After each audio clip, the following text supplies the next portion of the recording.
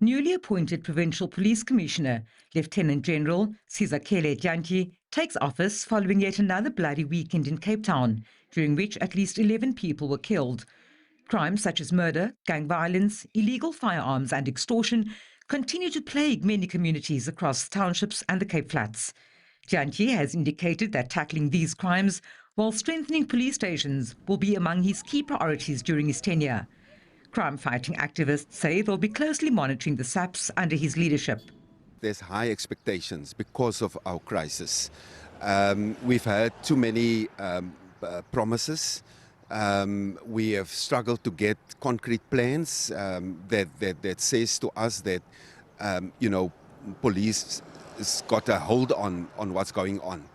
And I think people are tired, man. Tired of picking up bodies, tired of the blood flowing in our streets, tired of the corruption, tired of people, just killing as if human lives mean nothing.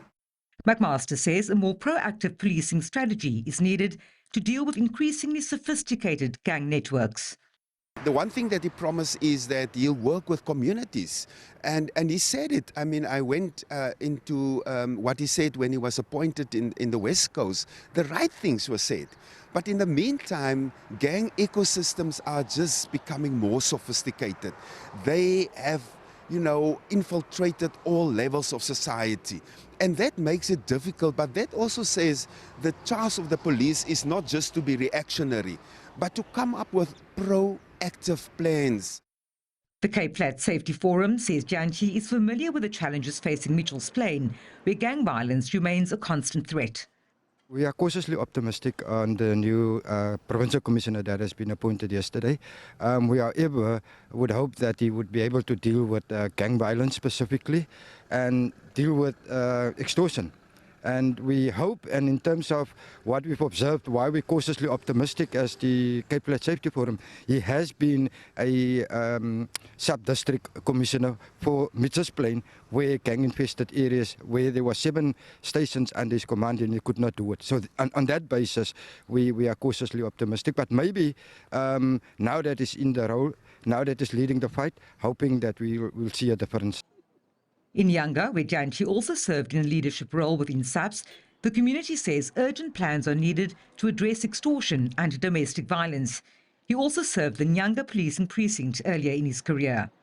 He was a cluster commander here in Nyanga, and he's the man that comes to the community down, and he's ground-footed. He has been doing so many patrols within Nyanga police precinct, even Samora, while he was a cluster commander. Before coming to Cape Town, he was a cluster commander in Queenstown cluster. Even there, I know of his availability when he's being called by the community. We don't have any doubt on him. Kwebe has called on residents to give Dyantyi an opportunity to settle into his new role and implement his policing strategy. Vanessa Puna, SABC News, Cape Town.